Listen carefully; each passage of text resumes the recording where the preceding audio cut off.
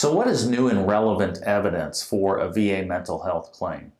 If you filed a VA claim for a mental health condition and the VA denied your claim and more than a year has passed and you decide that you want to refile for that same mental health condition and you receive a letter that says they're not even going to reopen your claim or reconsider it because you have not provided new and relevant evidence, you really need to understand what that means. New would be evidence that the VA did not originally consider when they made their decision and denied your claim. So it has to be something new.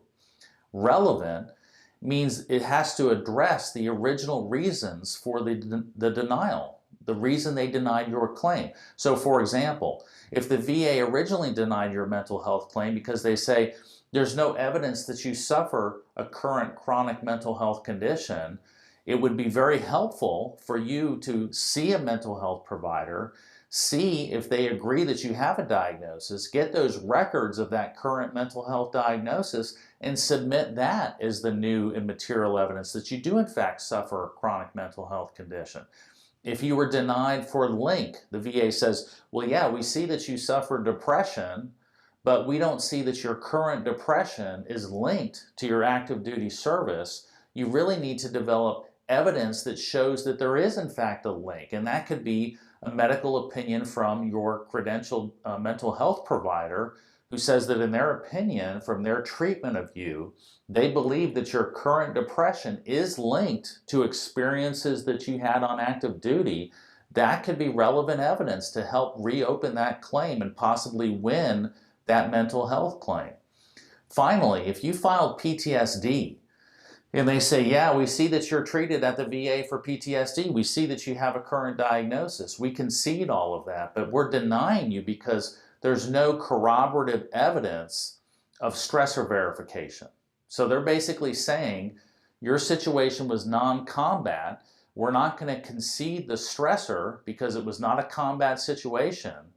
And we don't have any corroborative evidence that what you say happened actually occurred.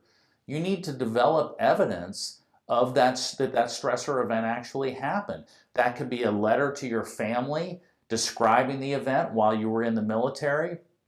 It can be a buddy that you served with that actually experienced the same thing or was there and observed the incident.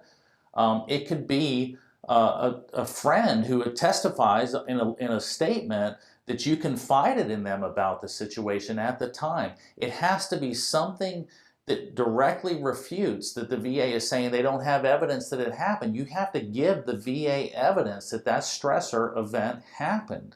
And it doesn't always have to be complicated evidence. It just has to be evidence that is competent, and it has to be evidence that is credible. It has to be a statement from somebody that is being honest about what they know, or it has to be historical evidence like a letter, something like that. There has to be something that shows the VA that that stressor event actually happened. That would be needed in that situation to reopen that claim, in my experience. So that's what new and relevant evidence is for a mental health claim. If you've been denied a claim for a second time because you did not submit new and relevant evidence, now you know what evidence constitutes new and material, and you can work to develop that evidence to hopefully reopen your claim and get the benefits that you deserve. The information contained in this video is informational and not professional advice. Rely on it at your own risk and see a qualified medical or other professional to discuss individual circumstances in all cases.